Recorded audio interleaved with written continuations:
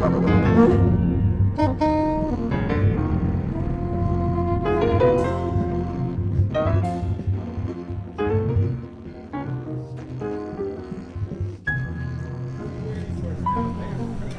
I'd like to take an informal survey. This was just recommended to me. I think this is a great idea. How many of you remember Dr. Sagov from 2464 Mass Ave, Cambridge, Massachusetts? Wow, look at that. Pretty good. How many We're of taking names. The move to 22 Mill Street, we're guessing around 1999 or 2000 was to 22 Mill Street. Any Mill Streeters? Okay, very good. And then we moved, about 15 years ago to 11 Water Street. And any Water Street folks? Okay, excellent. Brilliant. All right, well, thank you everyone for being patient. Welcome to this joyful celebration of Dr. Stanley Sagov, the physician, the musician, and the man. My name is Wayne Altman, and it's my great pleasure and privilege to be the master of these ceremonies here with you all today. I've been a family physician at Family Practice Group for just over 20 years, which is just a drop in the bucket compared to Stan's 45 plus years at Family Practice Group.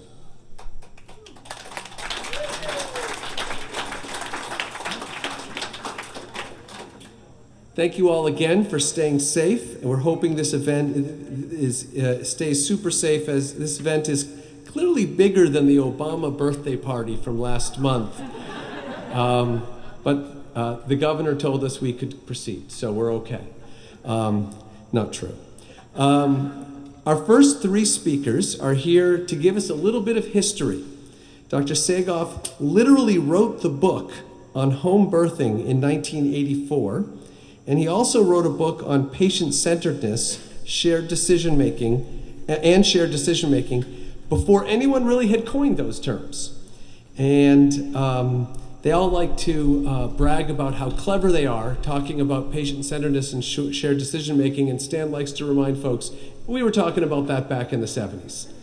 And he wrote books on both of those things, and I'm delighted to introduce to you Archie Brodsky, who is Stan's co-author on both of these books and a very talented author. Welcome, Archie. Thank you, Wayne. I hope I don't disappoint you by disappointing your expectations for a serious history here. This is the in-between the tribute and the roast. I'm a writer, and I wrote those two books with Stanley, and in one case other co-authors, and a couple of textbook chapters. So back in those years, I was around the office in Cambridge quite a bit. And I've also had many, many fun times with Stanley and searching conversations. A little lower, yeah. So in all of that, I think I would say that Stanley does everything 3 times as fast as I do, which I guess means that he's done 3 times as much in his life as I have. And if you know about his life, then you know how that's so. As a writer, I've found that there are a small handful of people that I've known in my life that I like to listen to, not just for what they say, but for how they say it. That the way they structure their spoken sentences, the things that they put together, the connections they find, how they balance things, what they subordinate to what, that as a writer, I learn from that. And, I learn from the form of the way they talk as well as what they put the rich content in. And Stanley is one of that small handful of people that I feel that way about. I'll share one more observation. Back around the late 1970s, a woman who was a good friend of mine had just started seeing Stanley. And I spoke with her and was interested in, what appealed to her about him, and, what it was that, she found attractive and remarkable about him. And she looked at me with this kind of stunned, wide-eyed look, as if she had made some astonishing discovery of something really unusual. And she said, "He really cares about his patients." Thank you.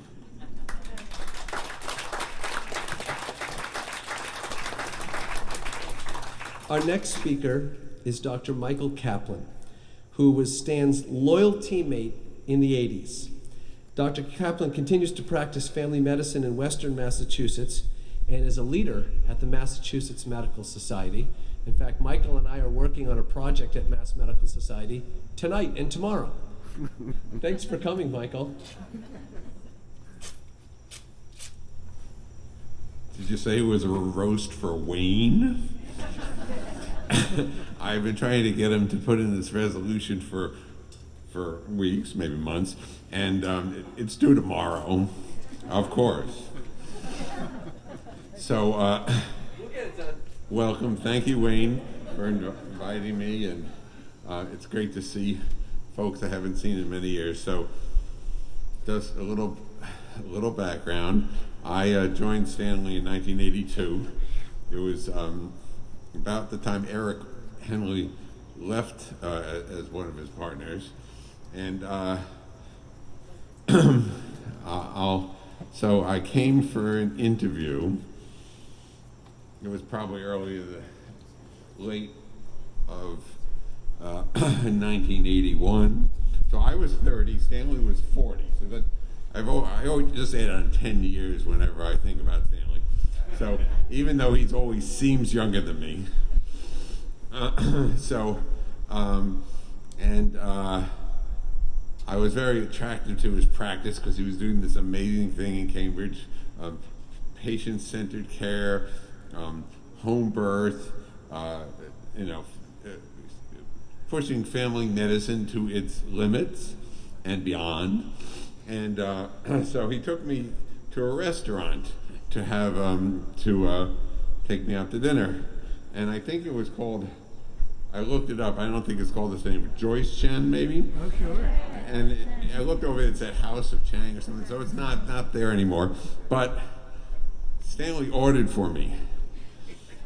So I think I had to pass the test of being able to eat the hottest food. Otherwise, I wasn't going to be hired. So I should have known then the hot water I was getting into. So I joined Stanley. We were doing, at that time in the practice, Stanley had stopped attending home births, but we were still supporting the home birth community. And we were doing in-office procedures, including abortions and circumcisions, and providing that patient-centered care that and shared decision-making the Stanley is famous for. And before we even knew what a patient-centered medical home was.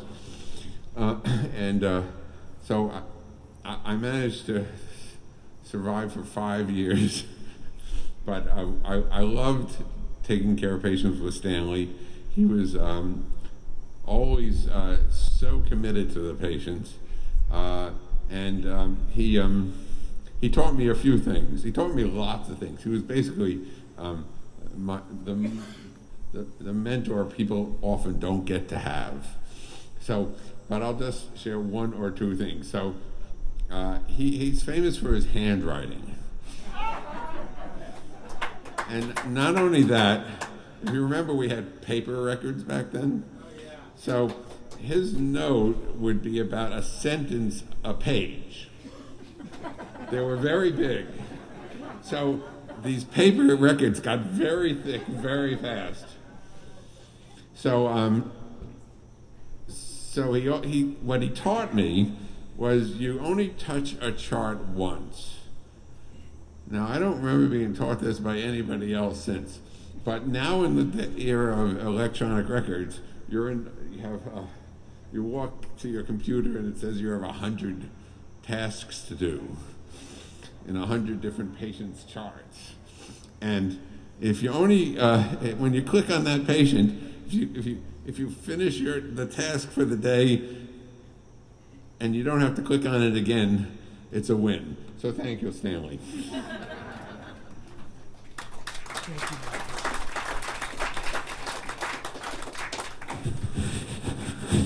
So, Michael, you reminded me about another restaurant story. We were about 15, 20 years ago. Olivia, I think you remember this story. We were at a Vietnamese restaurant over there that is no longer there.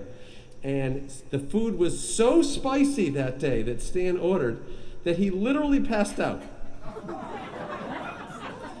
No. So we called 911. The ambulance came. Stan came too, took his own pulse, assessed himself. Okay? And before he left, a few things happened. Number one, he insisted on paying for his meal before he left. I would have taken care of it, Stan. Number two, he asked them to pack up the rest of his food so he could take it with him to the hospital. Not because he felt like he needed to finish the meal. This is science, people. He wanted to have the meal so that when he was evaluated, he could literally show them what he had been eating and if he needed to eat it again to see what was going to happen the next time. Pure science. This is evidence-based medicine. And the third thing is he said no thank you to the EMTs and had the medical student drive him to the hospital. In his car. He didn't drive. You know, he's not crazy. Yes, he is. Okay. Our next speaker is Dr. Deb Burchell, who has been a colleague with Stan for over 3 decades, I believe. And they have also shared on-call coverage of each other's patients during this time. So, Deb, you've had a front row seat.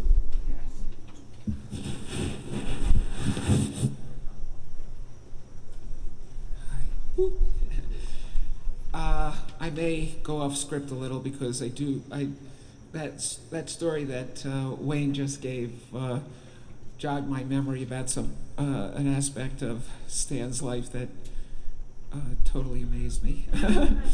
So I've known Stan since I moved to Boston in 1988, and while I'm not the raconteur that Stanley is, I hope to give you a sense of what I feel the real Stan is all about.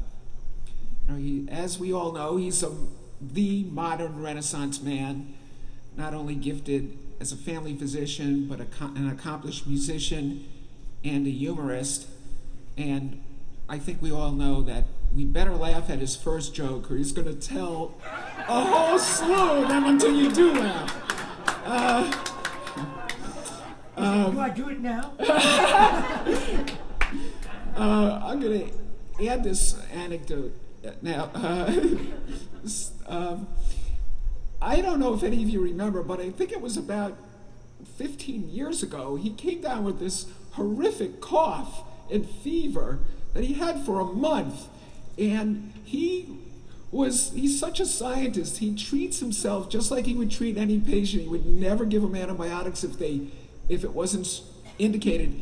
He suffered for a month. I think maybe he just wanted to go home and play music all month. But I was like shocked. Am I correct? You never took antibiotics for that? I don't remember anything. Well, see, he should have taken antibiotics. He doesn't remember it. But anyhow, Stan is, justifiably proud of as being a skilled clinician, but I know him best as a warm and gentle man. When I was on call, it would not be unusual for me to get one of his patients say, "I'm Stan's patient. I haven't seen him in 15 years because he never has any appointments available, but I'm Stan's patient. And to me, that speaks miles as to what kind of doctor he is. He never made me or others feel less capable than him, but would even refer patients to me who he thought might benefit from some of the alternative medicine practices that I performed, no matter how wild and crazy they seemed. And when not too long ago nobody knew how my transition to Deborah would go over at Mount Auburn Hospital, he was there to help guide me through the uncertain waters. Thank you, Stan. Thank you for being there for me all the way, all the time.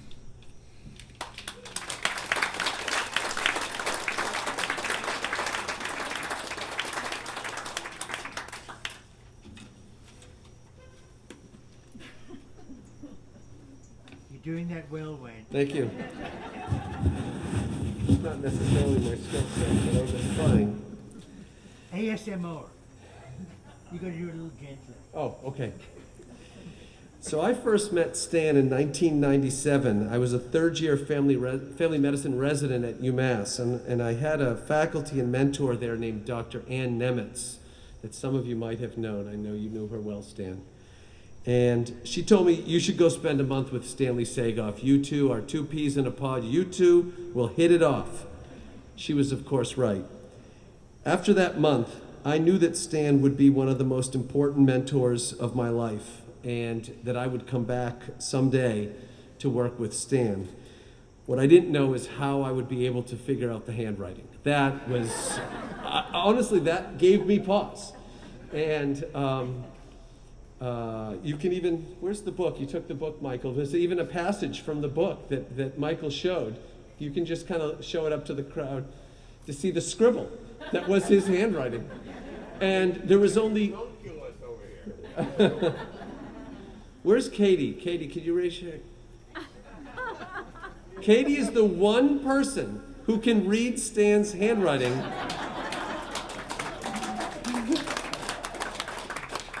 That is Katie's superpower. That is very impressive. So, I've watched Stan teach and mentor hundreds of residents and hundreds of medical students from all 4 medical schools over the years. And there was a long time at the end of each day, Stan would have all the students, and I would join as well, kind of sit and reflect on the day and what we saw and what we experienced and what we learned and how we helped folks or didn't help folks. At the end of the day, I referred to this as Sagov rounds. And the learning was just unique and special and extraordinary. And Stan, I hope that you can reflect on the incredible number of medical professionals that you have positively impacted over the years. And when you reflect on that, think about all the thousands of patients that each one of these people is seeing, and that has taken your wisdom with them to these patients, and kind of the logarithmic effect that you've had on tens of thousands of patients.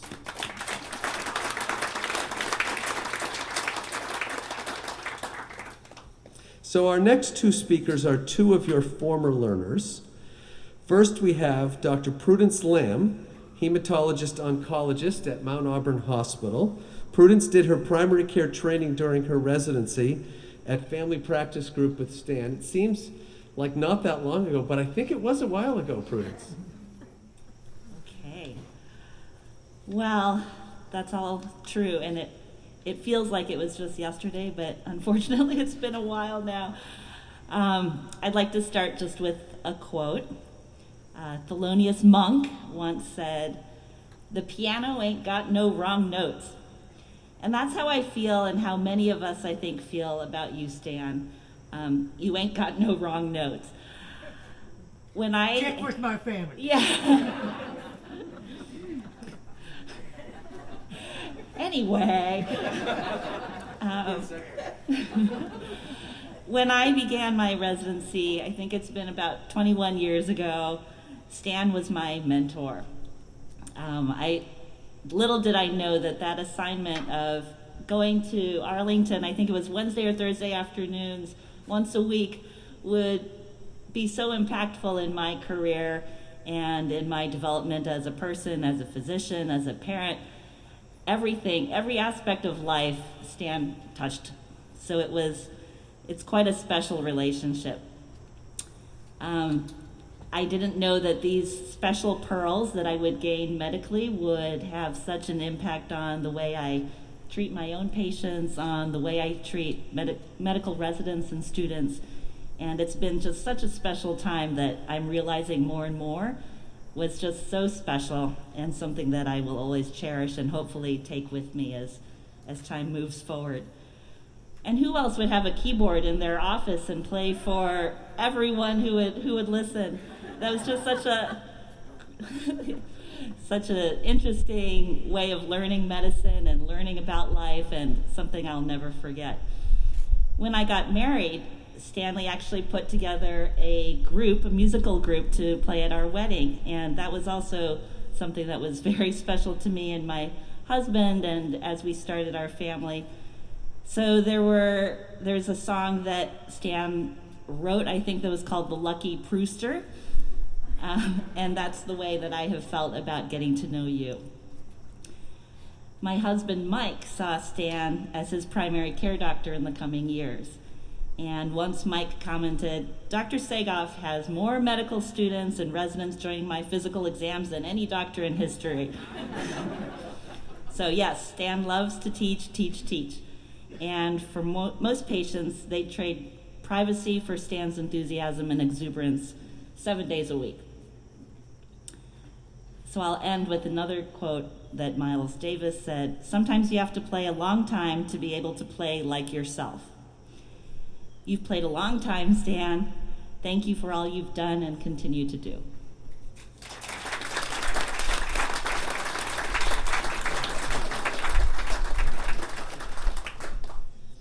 Our next speaker is Dr. Andrew Chandler, who started this last spring at Family Practice Group. Andrew was mentored by Dr. Sagov for 3 years during his family medicine residency at the Tufts Family Medicine Residency at Cambridge Health Alliance.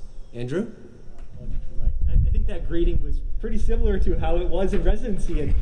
I'd see you on a Monday when you came in to precept the residents back in 2013, and it was just a joy to see you. And I think, thinking back, kind of like Prudence was saying, there were these special moments, and there were so many of them, that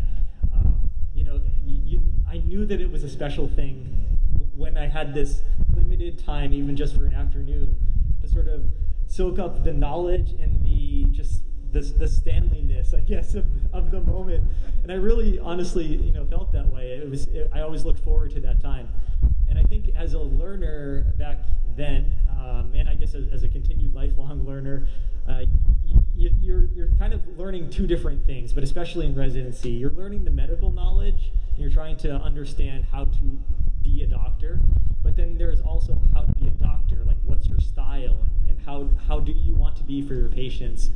And I think that what was so special was that Stan was a model for both of those things. As everybody knows, such a wealth of knowledge, and you know that you'd be getting the right answer, or the best darn try at getting the right answer by speaking with Stan in consultation, but also it was sort of a model about how to be a doctor and how to exist in the world as a doctor and as a human being.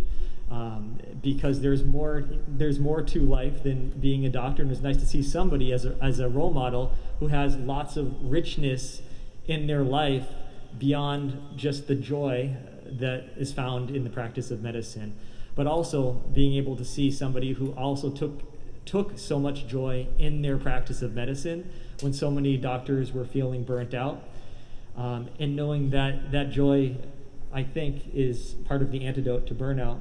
So for all of this, and for coming full circle to joining the practice and caring for some of your former patients, thank you, and it's been wonderful, and I look forward to our continued friendship.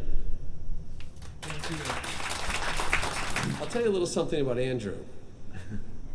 Andrew was in high demand a few months ago when he was deciding where to come next, and I'm quite sure that the culture of our practice that he knew came from Stan was one of the big reasons why he came to be with us. So in that way, you've given us, you're the gift that keeps on giving, Stan. So many years ago, Stan taught me a mantra about patient care. He told me that your goal with every patient interaction should be to exceed their expectations. And when he said that, I thought, absolutely, like that really resonated with me, and it's something that stuck with me. It's something I teach all of my students, and I hope it sticks with them. And to attest to this mantra, to see if it's actually was true, we have two patients here to testify. Starting with Ruth Harvey. Ruth?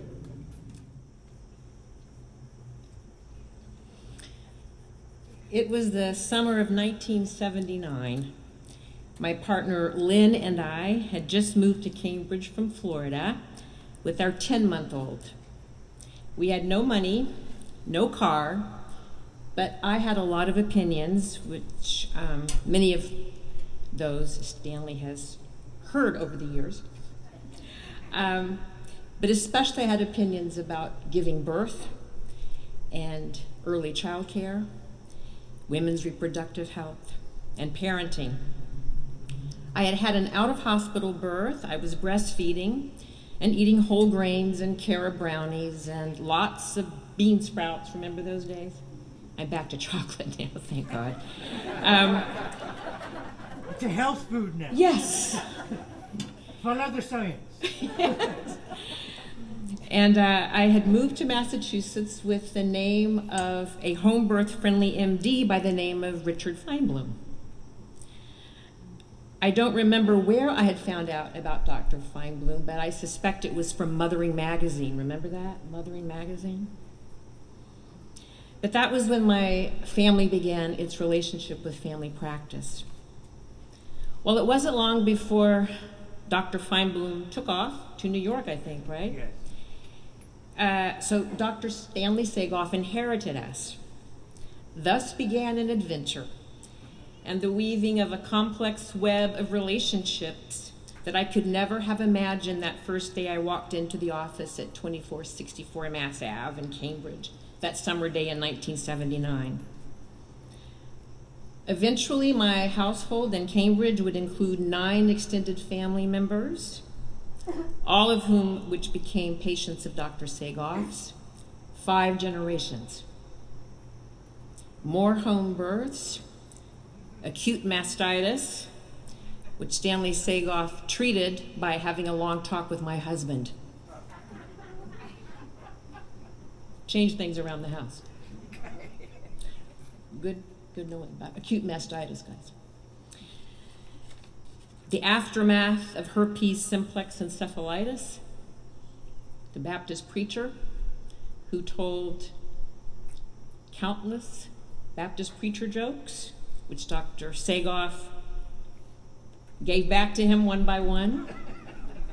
Same ones over and over again on both ends. Osteomalacia, schwannoma, walking hematuria. I don't know if you wrote a paper about that in medical school. And my son got that for you to diagnose. After having been sent to the hospital under an emergency that he was dying, he called me to say that. Come to find out, it wasn't that. You diagnosed what it really was. And then there was all that midwifery activism.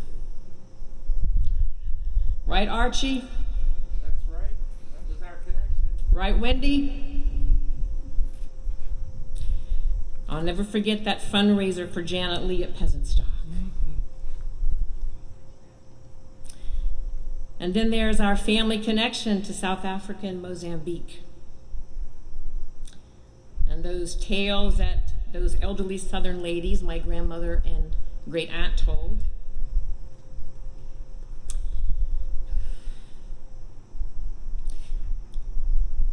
And then Stanley, there was that evening in 1992, in July, when Michael died. At home at age 27. You and I have never talked about that night. But you were there with me, Stanley, remember? The two of us in the room with Michael's body. We were wordlessly and reverently doing what needed to be done. And it was that evening, Stanley, that I began to understand something about you. Up until then, I had seen you as an enlightened medical professional, the go-to defender of alternative health modalities, patient empowerment, the cool doc. But it was that night that I saw something more, much more. With Michael's spirit hovering around us as we tended to his lifeless body, that body that had suffered so much when alive. I understood much more about you. I realized then that you're not just a doctor. You're a healer, a breaker of the yoke, a repairer of the breach, a rebuilder of ruins. You have a calling, Stanley, and callings aren't taught in medical school. Callings are anointings. You don't choose them, you surrender to them. And for that reason, I know this is not a celebration of your retirement, because a calling doesn't get retired. It just takes on new assignments. Because a calling isn't a profession or a job or a career. It doesn't depend on a time or a place or circumstances. It responds to them. And a call is something one carries always. It's just part of you. You have no choice. So, Dr. Sagov, this is a celebration of a closing of one chapter in the life book of your ministry, of your repairing of the breach, and of your rebuilding of ruins. And now it's a time to say hello to the new thing that your calling is leading you to. And oh, the wonders, the miracles, the blessings in store for the one who hears, "Whom shall I send, and who will go for us?" And then answers, "Here am I, send me." All the best, Dr. Sagov, and thank you.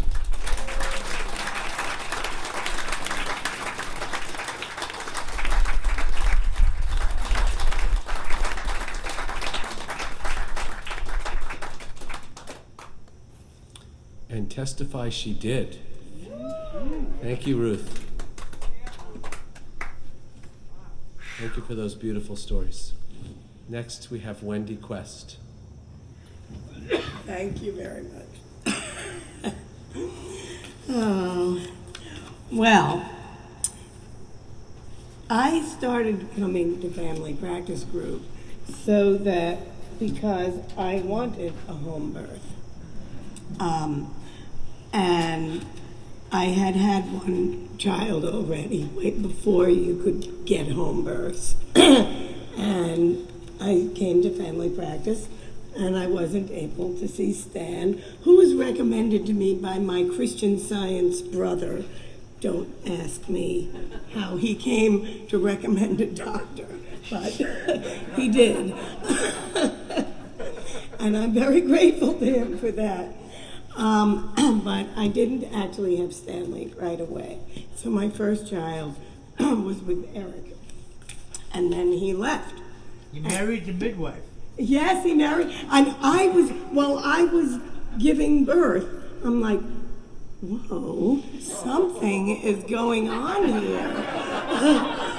I could totally see it. I couldn't believe it. There I am giving birth, and I'm seeing this. Anyway, they did leave, and I lucked in to finally getting Stanley. He did come back 5 years later and worked for another 3 years. But it was too late.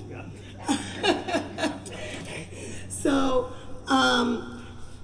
the first thing is that while, of course, we don't think exactly alike, you and I, we do see things eye to eye, which I have to say is very rare for people with me, from people over 12.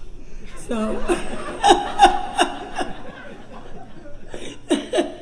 I'm very grateful, especially to be able to look my doctor in the eye whilst we're both standing up. I have had a variety of medical issues that are atypical, which I'm sure many other people here do, but I was very fortunate in that Stanley actually was always available to me, unlike that other person we were hearing about who never could see you. I could always see you unless you were away on vacation, which was very rare. The thing is that often, because what I had was not exactly normal, what I loved is that you actually would admit, I don't know what to do here, and would immediately call several different people, and see if they had any idea and whether I should see them, and sometimes I'd see several different people. And all the referrals I got from you were these fabulous, fabulous doctors who I really liked. So I won out by having a weird body. Which I don't know that so many people can say that. But the culture of Family Practice Group reflects Stanley's very own down-to-earth qualities, which I have always appreciated. I need people to be down-to-earth, especially people who are in charge of helping me deal with my bizarre situations that keep coming up. And I just got, I think the culture at Family Practice Group reflects his very down-to-earth qualities and commitment to providing excellent care to everybody. It's so clear to me that he does. And that everybody actually at Family Practice does. I was very fortunate that you recommended that I become a patient partner in the Family Practice Quality Improvement Team years ago for about 3 years. And this was where we would get together on a weekly basis. And 2 patients, I was one of them, and the staff of Family Practice, including everybody, providers and people on the desk who greet you when you come in, all of them, we would talk about issues at Family Practice Group, and the patient view was very important to hear, as well as, of course, everybody else's. And I felt really honored to be a part of that. I'm kind of sad that I'm not anymore. I don't know if it's still happening anyway. But it was really great. I always felt that Stanley and I were very happy to see each other. We'd always kind of hug each other when we saw each other, and we were just ridiculous too. We would discuss, in addition to my medical issues, political issues, spirituality. And there wasn't a topic we did not explore. And of course, we did laugh a lot. You are so incredibly gifted as a doctor, as a musician, as a photographer, mostly as a human being. And I am so grateful to you for having been my doctor. And I miss you already. It's horrible. I'm like, what? How could you do this? But of course, I know, and I appreciate that you're moving on. But I miss you already, and I love you so. Thank you, Wendy. And thank you.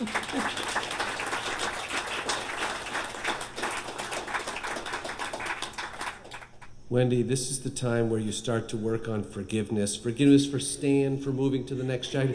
Forgiveness to me for nominating you for these speaking duties. You did it. You're on the other side now. Yeah, that's true. You're forgiven. Okay. Sweet. That's good news. So, 15 years ago, my second son was born. And we had a plan for my 8-year-old son at the time. He's 23 now. But at the time, my 8-year-old son was to attend this birth. Well, there were some family members who had some strong opinions about whether or not this was a good idea. So, of course, I went to Stan to seek his wisdom on this matter. And he did not disappoint, of course. He told me that he had participated in a medical conference in the late 70s that discussed this exact issue with leaders in the OBGYN community and the family medicine community in Boston. And after extensive discussion and debate that went on for several days, the entire community said, yeah, it's fine. He did provide the caveat that it's a good idea for someone other than the laboring mother to be responsible for that 8-year-old child. But as long as that was in place, the answer was, yeah, it's fine. And it worked out great. Stan's presence in the Harvard Medical School community and the Mount Auburn communities over the decades has been really substantial. He has been both a clinical and educational leader at Mount Auburn Hospital for over 4 decades. Our next speaker, Dr. Charlie Hatem, is an icon of medical education and has had a front row seat to Stan's contributions at HMS and Mount Auburn. Welcome, Dr. Charlie Hatem.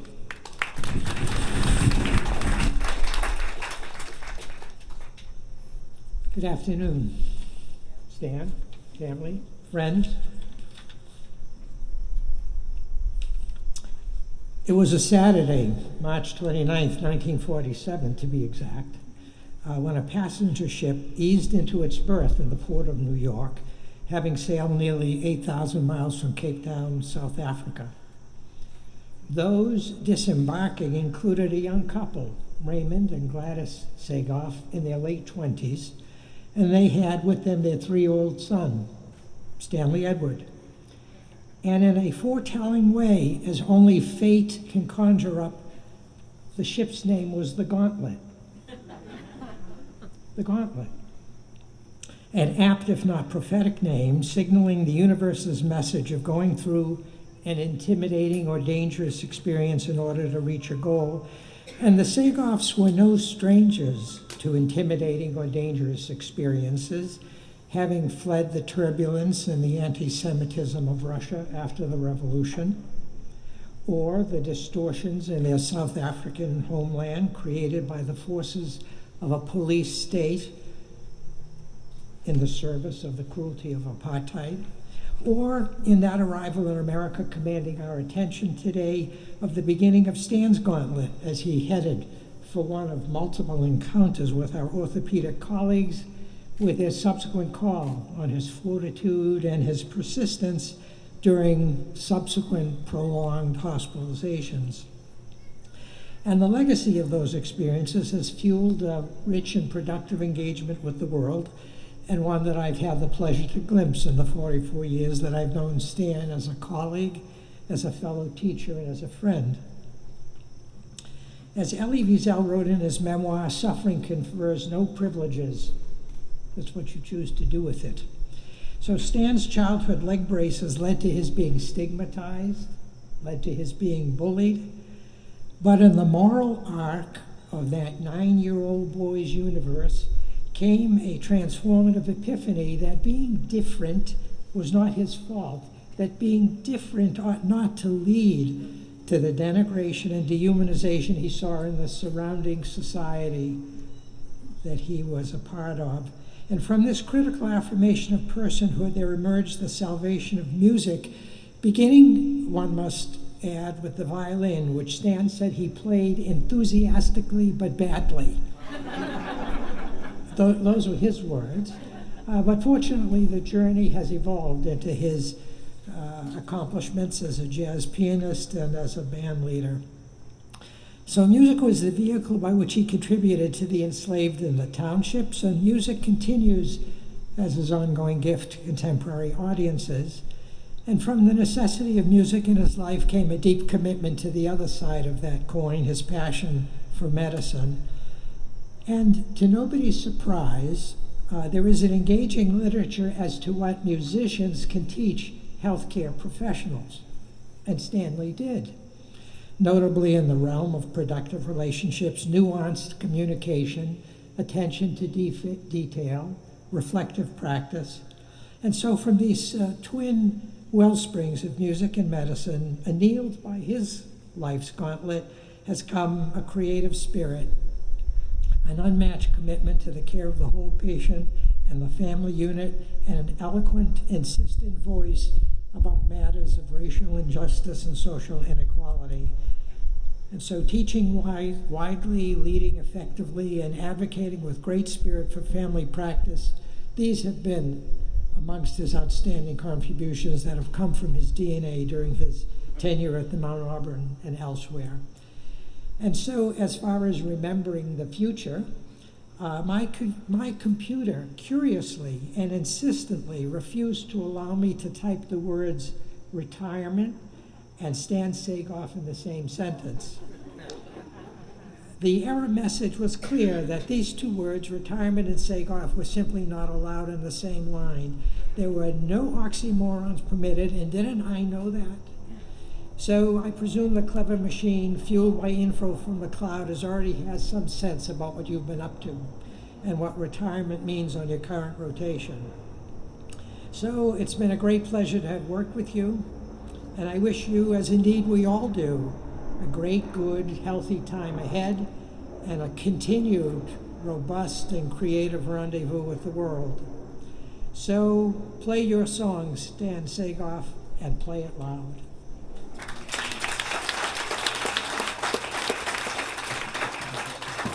Thank you, Dr. Hatem. Good dog work. I love it. Well, in 2006, 30 years after starting Family Practice Group, Stan sold the practice to Dr. Laura Zucker, Karen Hinchin, Jennifer Hillary, and myself. Now, in the medical world, when people sell a practice, that is usually when they sail off into the sunset. But Stan does things differently, as you all know, and he has been with us for the last 15 years, guiding us, mentoring us about owning a practice, helping shepherd us through challenging times with the practice, and really cementing his legacy with Family Practice Group. To recognize that legacy, about 10 years ago, we changed the name of the practice to Family Practice Group, the Sagov Center for Family Medicine, which you all see when you walk in the door. So Dr. Zucker was hired 22 years ago by Dr. Sagov, and she has a special presentation for Stan. Stan, you have touched many, many people over the years, patients most importantly, lots of colleagues, medical students, everything, but you've also touched a lot of people who've worked with you over the years. So we just wanted to present you with a little something called the Faces of Family Practice Group. So there it is. And there's a few things to note, the few exceptions. These are all your photographs for the most part. And I want everyone to notice the joy in people's faces, because it's the joy that you bring to the work of medicine in all facets, not just for the patients, but for the staff and everybody else. You're an inspiration to all of us, and we hope as we move forward with very challenging times that we will continue to channel that through our daily work. So thank you for everything, and this is for you.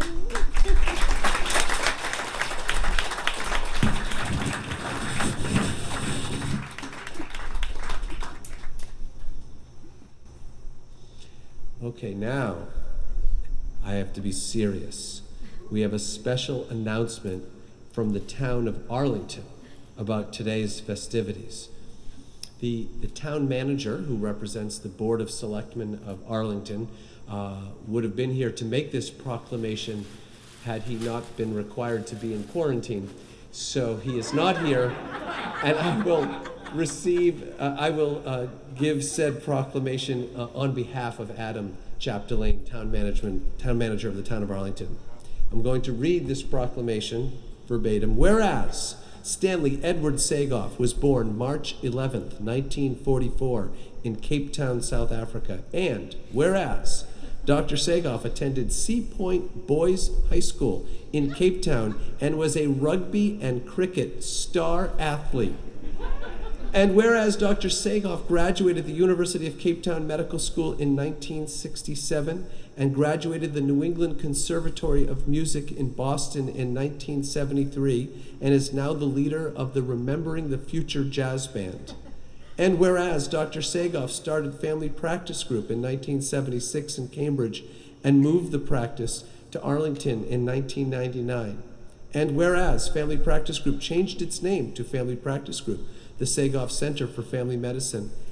And whereas Dr. Sagov has been a leader and contributor to Mount Auburn Hospital and the surrounding community. And whereas Dr. Sagov has taught and mentored hundreds of medical students and residents. Now, therefore, be it resolved. This is serious. I told you this is very serious.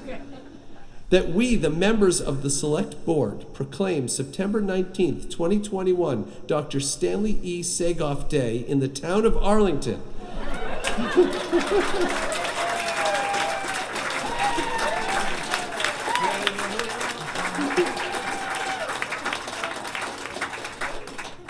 In celebration of his extraordinary medical career and his 47 years of service to patients, learners, and colleagues. We are honored to wish him good health, happiness, and prosperity on behalf of the past, present, and future residents of the town in celebration of his service to Arlington and beyond. They got future in there. Excellent. Okay, last but not least, please welcome our final speakers for you, Stan. These three folks right here. Welcome, Olivia, Alex, and Sadie.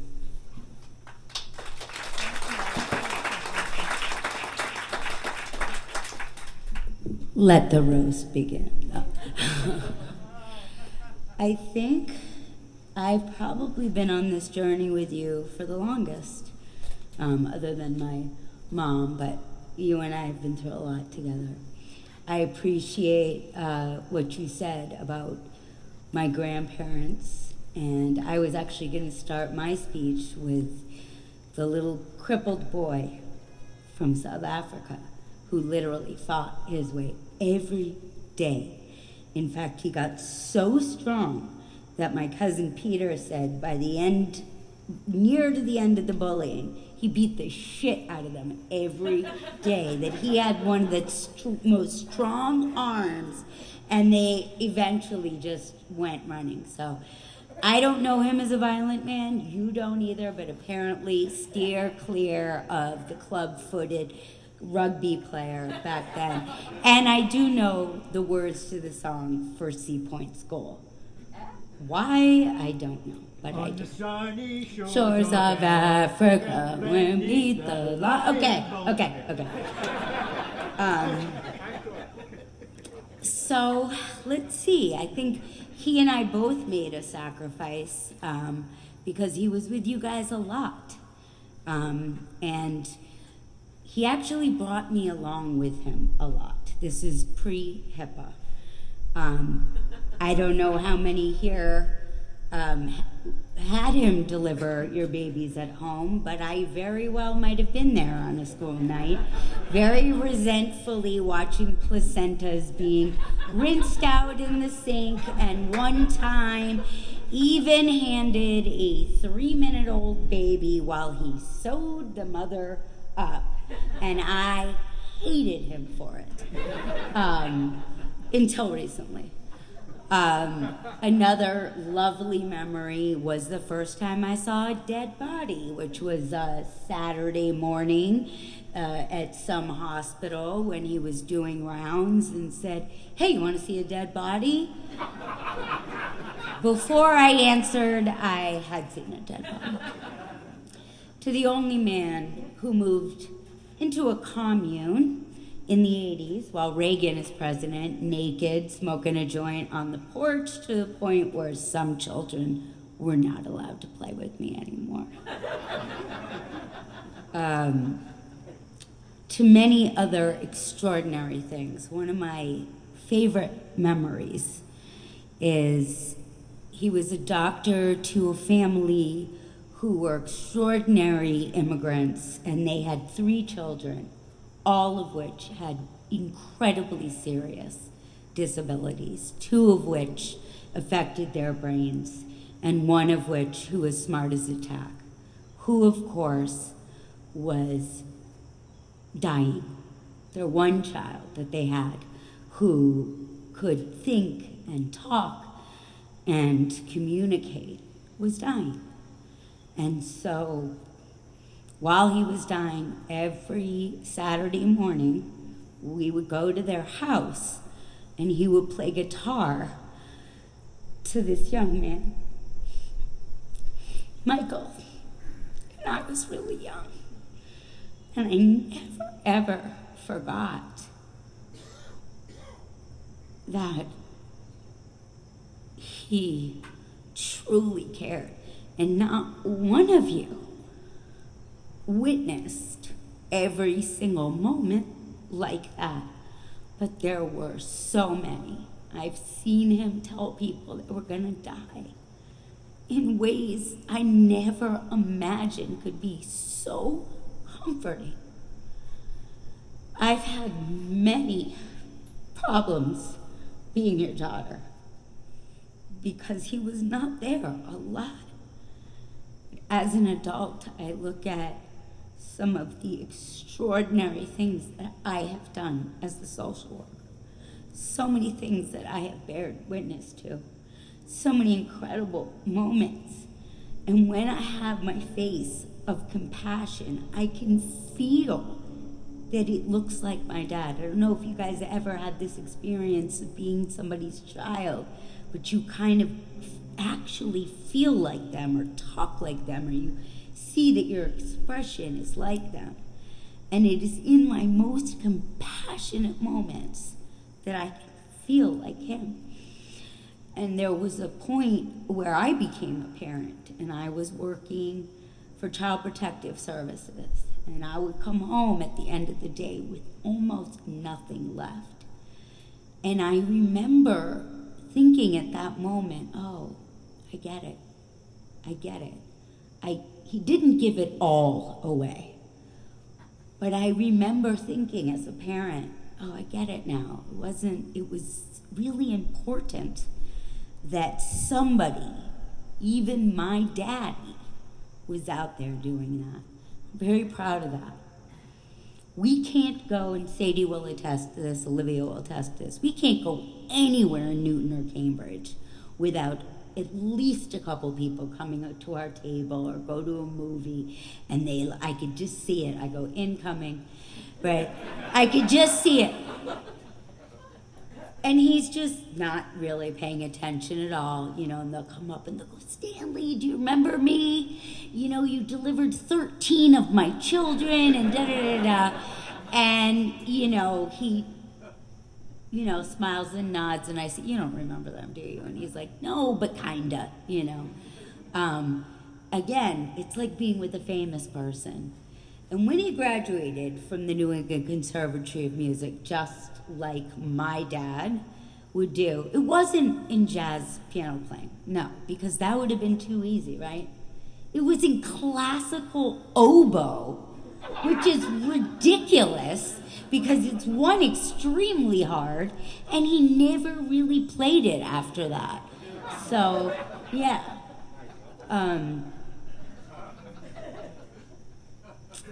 Again, some of the best parts of myself are honesty, compassion, and an incredible commitment to being present, to making sure that people are seen, heard, and cared about in a way that only an authentic human being can do for another human being. And I appreciate sharing him with you, even at times where it was hard. Thank you very much.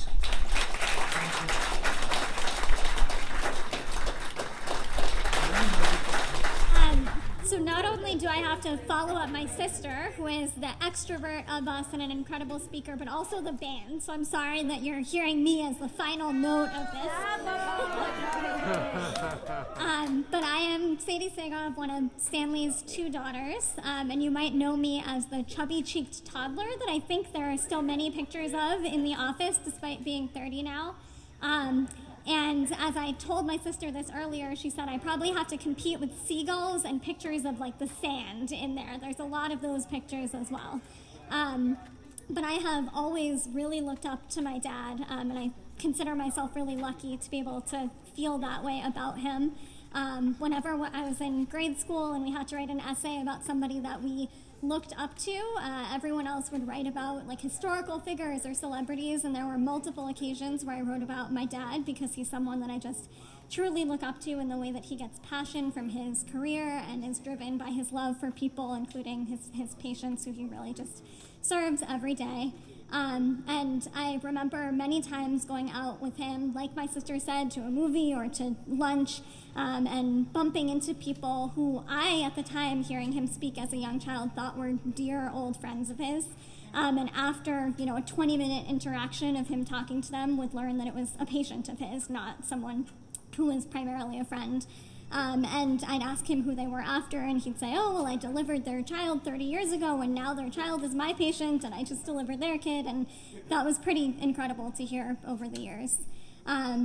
One person that is not able to be here today is Richard Feinblum, who founded the practice with my dad in the 70s, and he asked me to share a few words from him, so I'm going to conclude by reading those to you all. So Richard says, Dear Stanley, congratulations on your retirement. I wish I could be there for your celebration. Thank you for your friendship, for the years we spent together, and for fully implementing the goals we set for the family practice group. And oh yes, for agreeing with me that the endless bowl of chowder, which the original legal seafood served up, was certainly the best deal in town. Love, Richard.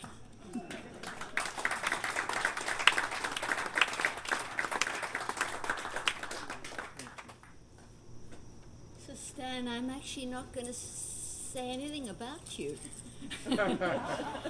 I just wanted to thank everybody for coming, and what's so lovely for me and for us as family is I feel that I've known you without knowing many of you all my life, because Stan would come home so enriched by his days and work, and was very serious about the Hippocratic Oath, so I didn't know everything about you.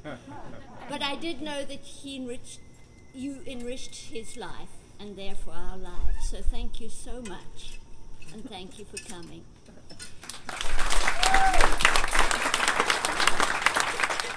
So I'm very, very happy to be a recipient of such rich, warm, resonant, and emotionally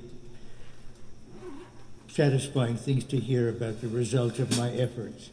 And I want to thank so many of you and so many different roles that people played as colleagues, as mentors to me, hey Jackie, as patients, and I literally, for all kinds of reasons, some of them trivial and just rational, and some of them very profound, I could not have done it without the kind of people that I have had for all these decades, and who have made me honored to try to merit the trust and the profound way in which we've shared ourselves with each other, including the technical and very important aspects of medical care, but person to person. And I miss that very much. And the energy, as people have said, will stream in other directions. But I don't want to leave this chapter before it closes in this way without acknowledging the enormous amount you've contributed to me. Thank you.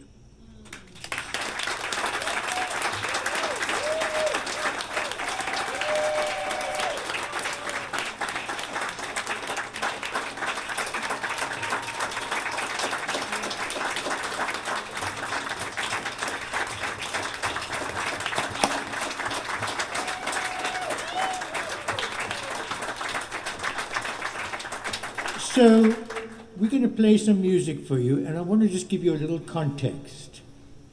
Bob Gullotti, a drummer that played with us for about a decade before and was a beloved and a very much admired international figure in drums, died before the pandemic. And I was looking to, hey Musa, hey, okay. I was looking to, of course, have the group go on, and I asked Yoron Israel, it was a couple of years ago, just before all the trouble started, and I thought we'd be playing in March of 2020. Guess what? This is it. We played just, we got to know each other a bit, but we have not played together since before the pandemic, and I'm going to improvise, and so is everybody on the stand, but this is even a bit more improvisational than usual, and what we do together is an expression of, I often say this when I talk about playing jazz, it's like talking to people who happen to speak this language. We don't know exactly what we're going to say, but we don't rehearse a lot of conversations we have. So we're going to be having a conversation in front of you, and in that conversation, we're going to be listening to each other, we're going to be reaching out to each other and to you, and we're going to be making whatever other people do with us the most right and most beautiful thing we could ever play together in this moment. So here goes. I don't know what it's going to be yet. Let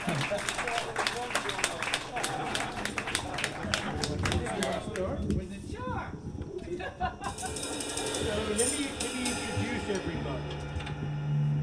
Stan Strickland on reeds and vocals. Stan and I have known each other since the 1970s. We have known and loved each other all that time, and I'm just so privileged to be your bandmate. Likewise, thank you. John Lockwood comes from South Africa. I've known him since he was a teenager. He was great then, and he's greater now. I love playing with you so long, John. I feel like you're part of me. That's right, yeah. Winetta Jackson. Our not-so-secret weapon. Yoron Israel. Welcome to the band.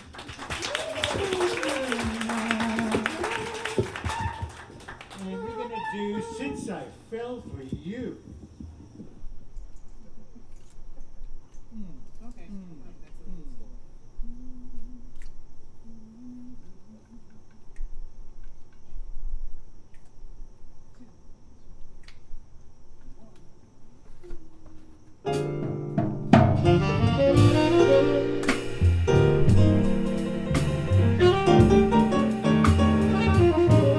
So everybody, I know you sitting, if you want to stand up and just move around a little bit.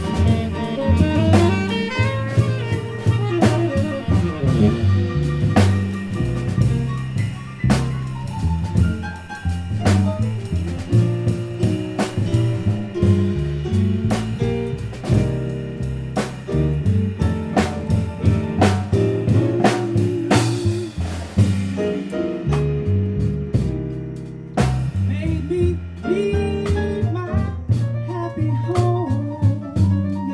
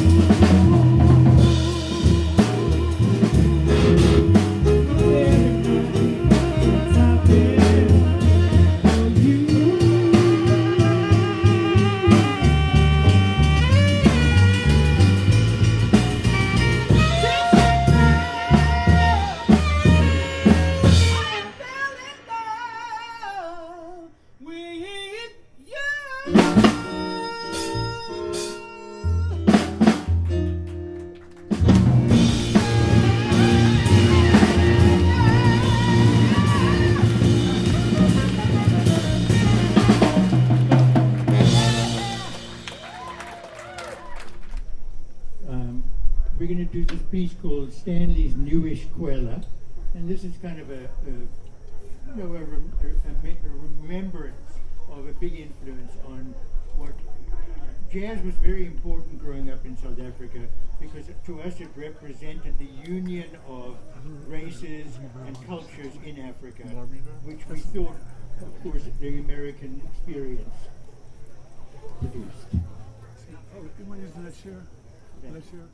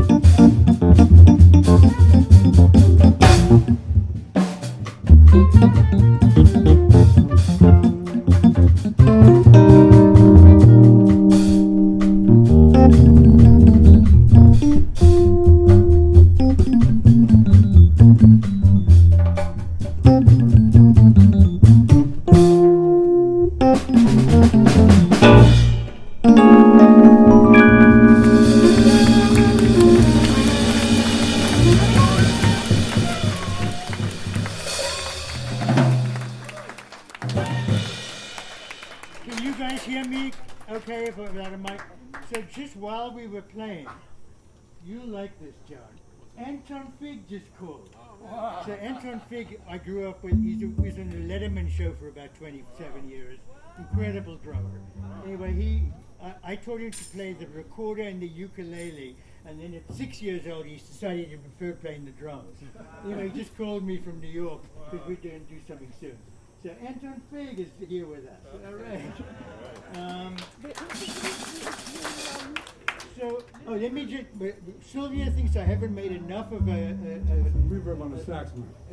awareness that Moussa Traoré is from Mali. Mali is probably the closest link to American jazz in Africa. The kora music is like gospel and blues, and the rhythm, I mean, it's just so close to me. Thank you. Moussa Traoré. Thank you, Moussa. All right. You want to do this to Ralph's New Blues? It's a blues net.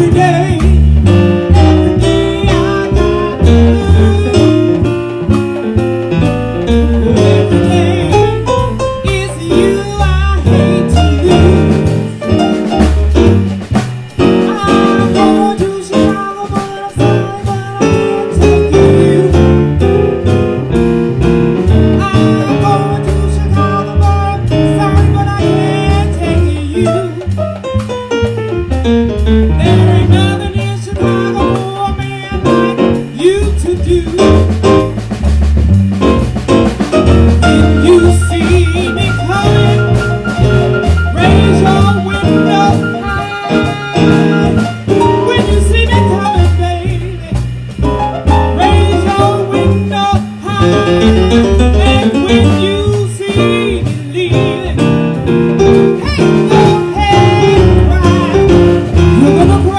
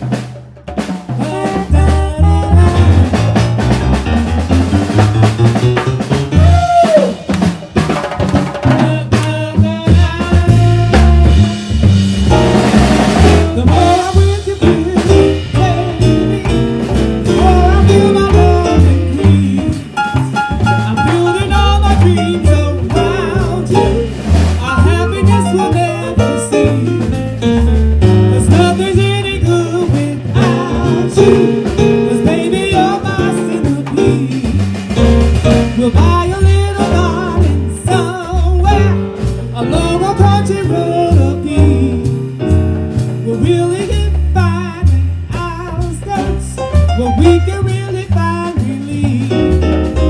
'Cause nothing's any good without you. 'Cause baby, you're my centerpiece, my centerpiece. My centerpiece.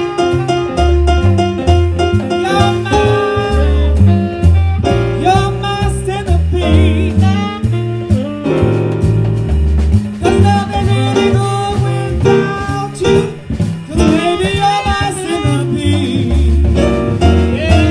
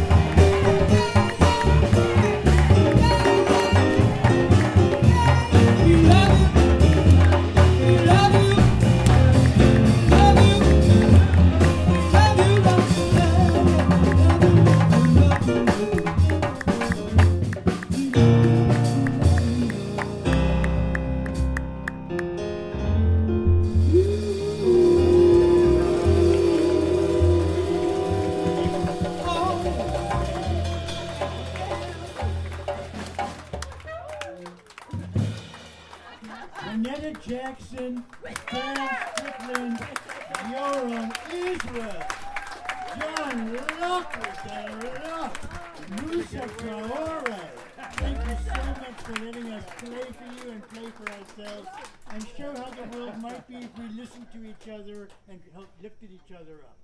So, is there anything else that anyone wants to say or ask me, or this is it, guys? After this, you know. My toe hurts. Oh. We're all Stanley. Oh, I hope that's not true. One is enough. Thank you so much for spending some time honoring me and giving me a send-off that I will carry with me.